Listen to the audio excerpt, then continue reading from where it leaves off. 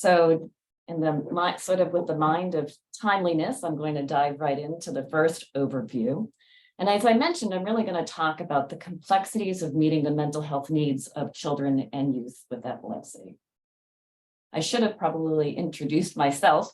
I'm good at introducing others. I am the chief of the Division of Child Neurology at Boston Medical Center and director of pediatric epilepsy here.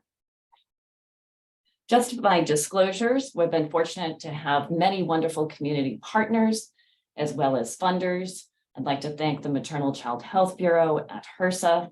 I'd like to thank Boston Medical Center, who has really stood by our projects and our mission. I'd like to thank the AmeriCorps, who supports the Epilepsy Foundation, for all their wonderful resource room specialists, who have also contributed to our own program.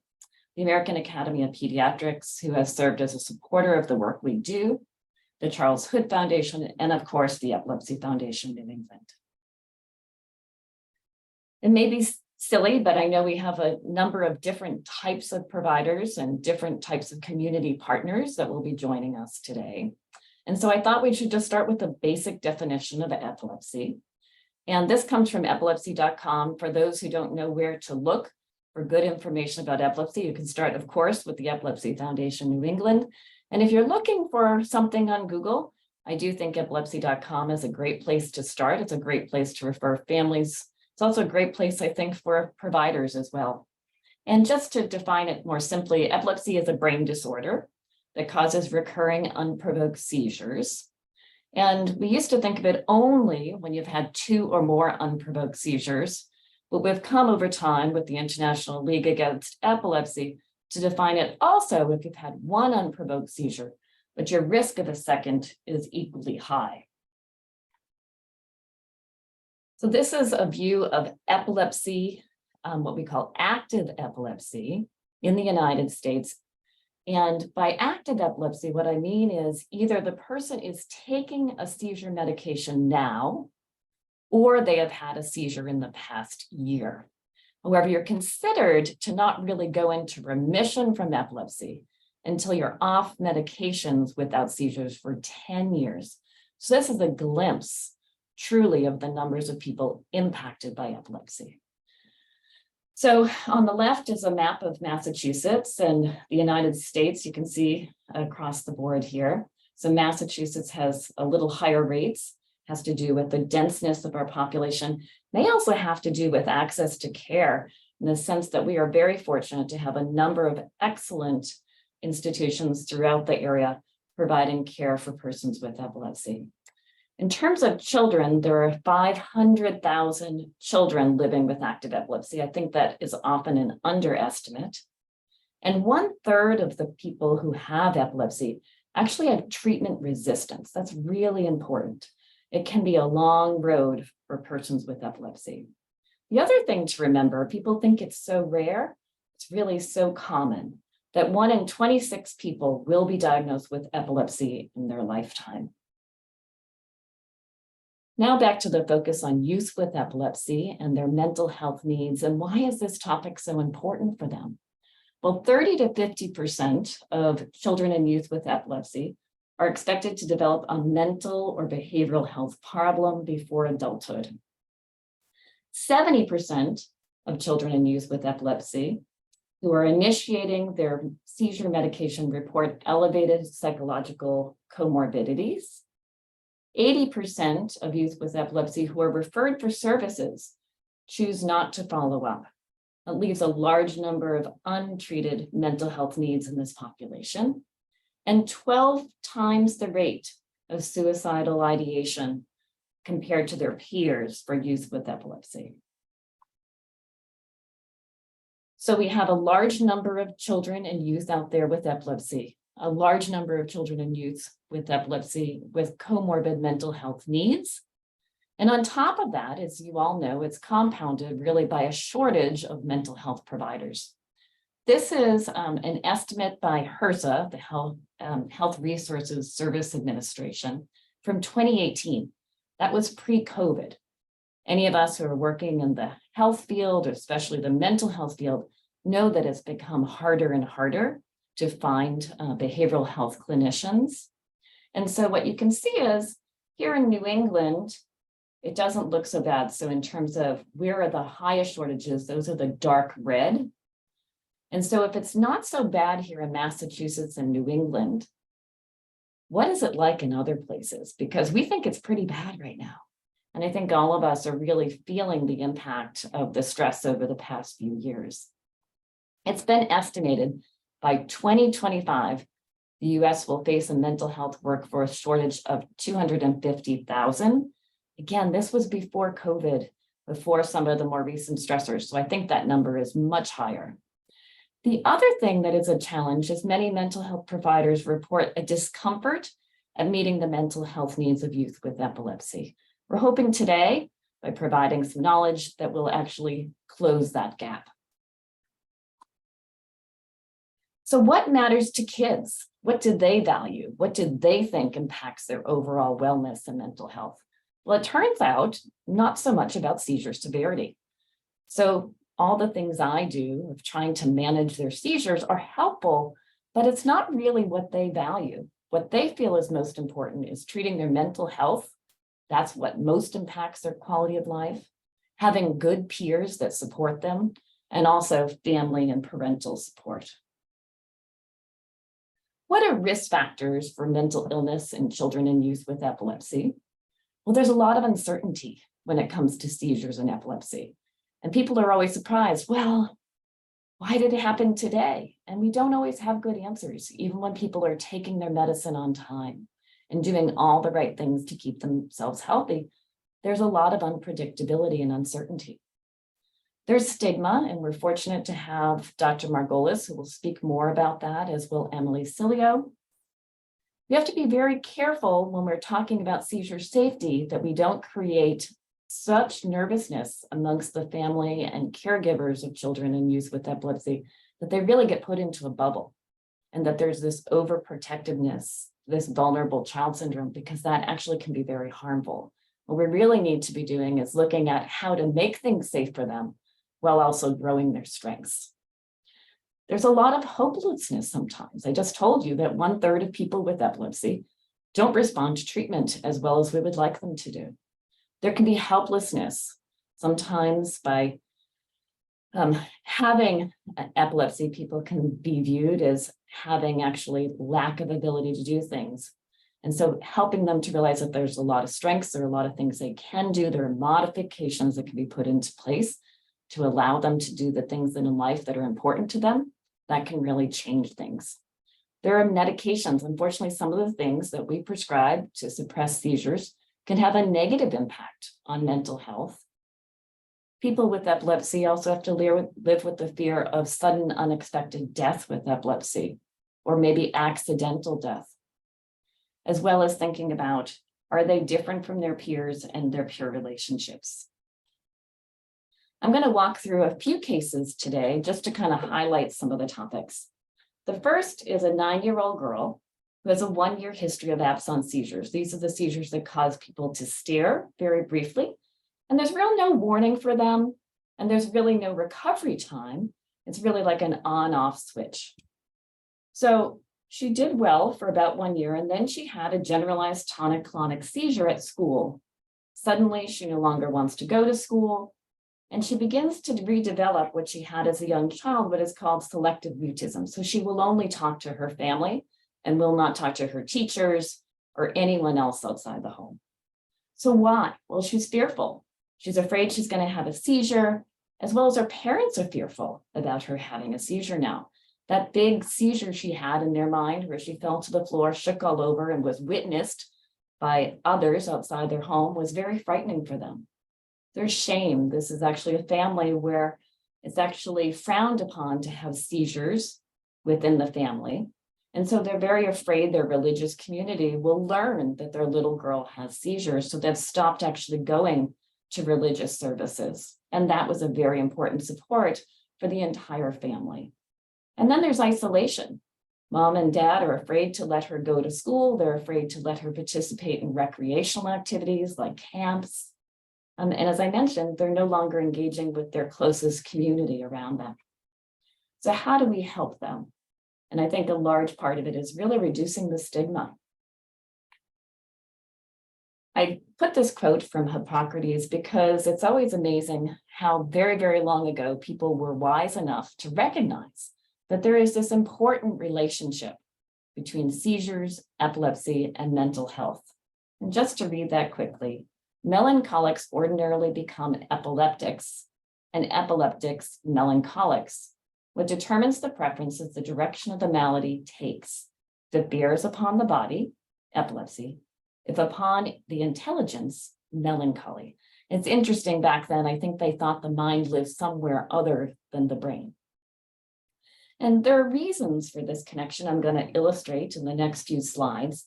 So when you have a seizure, when you have epilepsy, there are a variety of neurochemicals or neurotransmitters that are released, which cause the seizures and also can actually increase the risk for mental illness.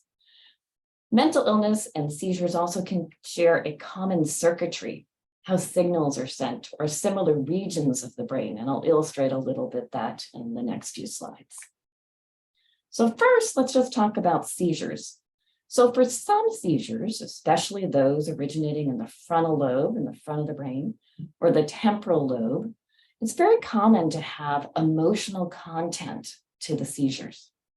And that particular symptomatology, whether it be fear or confusion or anhedonia, so like that lack of actually feeling positive and energetic, irritability, agitation, and hallucinations can be from the seizure itself. It can also be a warning that is what the person senses before they go into a seizure, and it may be post-ictal or in the recovery period where we see those symptoms. So second case is just to illustrate that point of how seizures can relate actually to mental health symptoms. So a 20-year-old female has both generalized and focal seizures, so it means the whole brain gets excited versus a region. We think that her seizures are more towards the frontal lobe. She had been well controlled for several years on phenytoin, an older medication, but it was one of the few that worked for her, and clobazam. And then suddenly she had trouble getting her seizure medication because of problems with insurance. Her parents slowly started to see her decline. She stopped eating. She stopped taking all medications, even once we got them to her. She wouldn't swallow them. She had slow movements, or at sometimes she was just very, very still. She had reduced speech output, would even drool at times. And then she had a very flat affect, very much like catatonia for anyone who treats people in the mental health field. She then had a few breakthrough seizures during this time. She wasn't getting the seizure medication, but all were brief. So it wasn't as if we saw a lot actually clinically. 2 days, amazingly, after restarting her seizure medications, we had to bring her into hospital. She returned to the baseline. That whole catatonic symptomatology went away. I wanted to touch on the relationship of seizure medications and mental health. Some are good, some are not always that good. So in the left here are some of the things that might actually increase mental health symptoms. That's levetiracetam, phenylbutol, perampanel, barbiturates. Some might add benzodiazepines there because it has a sedative property. Some may bring out psychosis, and these are short lists, but vigabatrin, which is something we use really only for infantile spasms in this country, but it is used in other countries more broadly. Attention deficit hyperactivity disorder, valproic acid and barbiturates, which is like phenobarbital, are thought to increase ADHD symptoms. And then what do we think might be helpful? And you might add to this list if you're a prescriber, but ones that are commonly talked about are lamotrigine, oxcarbazepine and valproic acid may be helpful for mood, and one that may be helpful for anxiety is gabapentin. What about psychiatric medications and how they impact seizures and epilepsy? So on the left are the medicines that we think have a higher risk of lowering the seizure threshold. Those include tricyclics, but very small when using therapeutic doses. It's really at high doses with the risk of suicidality and taking a large amount, there is obviously a higher risk there. Bupropion, which is pretty commonly prescribed, I think, for anxiety, so that's one we watch for. The typical antipsychotics, some of these are the older ones, such as chlorpromazine, clozapine, as well as olanzapine. And then, although maybe people don't think of it as a medication for mood or mental health, it's not uncommon that people add diphenhydramine, which is Benadryl, for sleep or other types of agitation. And all of those medicines I mentioned can increase the risk for seizure. What ones do we think are safe and have a lower seizure risk? Those include stimulants. Despite maybe those who work in hospitals getting best practice alerts, the literature really doesn't support stimulants increasing seizures. SSRIs, so our serotonin reuptake inhibitors, and SNRIs are thought to be very safe. And then some of our newer antipsychotics, such as risperidone, ziprasidone, and aripiprazole, are thought to be safe. Case 3, just to highlight a little bit of use of both seizure medications that may bring out a worsening mood, as well as how do we introduce some of our psychiatric medications to support the mental health needs of youth. So this is a 17-year-old who was born extremely premature. She was born before 28 weeks. She's one of twins, and I bring that out because maybe you don't know, but children who are born extremely premature have a higher risk of both seizures and mental health issues. She develops new onset focal epilepsy at the age of 17, certainly a hard age. It's stressful for all youth at this age, but particularly when hit with 2 new diagnoses. She's initially started on levetiracetam. It commonly happens, especially when showing up at the emergency room, because it's relatively safe. And she has actually good seizure control. She has worsening depression and anxiety, and family doesn't want to change her medicines. They're so happy she has seizure control. So we decide to start sertraline, an SSRI, to try to compensate for maybe some of the negative side effects of levetiracetam on her mood. But despite that, depression worsens. She actually goes to her school and reports increased suicidality. So sertraline stopped just for the fear that maybe it's bringing it out. And unfortunately, depression and suicidality worsen. So we brought her into hospital and we crossed her over to a different seizure medication, just in case it was the levetiracetam that was really bringing these symptoms to the surface. So her levetiracetam or Keppra is stopped, and she's placed on lacosamide and fortunately has great seizure control. However, 2 to 4 weeks later, her mood and her suicidality are not improved. So what do we have to do next? And I think that's what I'm really inviting you all to do, is to work together as mental health providers, as people in the community supporting youth with epilepsy, as well as our epilepsy physicians, to think about how do we manage the epilepsies and the mood and work together and have that conversation. The last thing I'll touch on is to remember that the cause of the epilepsy may also be associated with mental health risk. For example, if there's a structural problem in my brain, and I just list these as examples, you could put many under these categories, such as a tumor of the frontal lobe. I have seen kids who have been brought into the hospital where they're flat, they're anhedonic, they're really not engaging with the world, and people think it's psychiatric. And it turned out it was a tumor of the frontal lobe that was causing also epilepsy. It may be genetic, and we could list many, many here. I put 2 that just came to mind of some youth that I follow, one being Smith-Magenis syndrome, another PCDH19, which is a type of epilepsy seen really exclusively in females. Metabolic conditions, again, many could be listed, but mitochondrial disorders are known to have a higher risk of both bipolar disorder as well as depression. And then autoimmune conditions such as lupus or autoimmune encephalitis. Commonly, we see mental health issues and epilepsy. So just a summary before we go into the next talk. So just to highlight, CYE, by the way, is an abbreviation I might use as we go through this morning to just mean children and youth with epilepsy. And we know they have a higher risk of mental health symptoms than their peers without epilepsy. The quality of life for these kids is much more closely related to their mental health symptoms and the supports from their peers and the supports from their parents. And it's a little bit less about what I do in clinic in terms of seizure medications. It's also important to recognize that this relationship between mental health and epilepsy is not just bidirectional, it's multidirectional. And they have a shared neurobiology many times. The medications can be both good and bad, and we need to figure out that balance. And we also have to remember that there are shared social stressors for persons with epilepsy and mental health, especially around stigma. So I'd like to thank you for allowing me to give that brief overview. And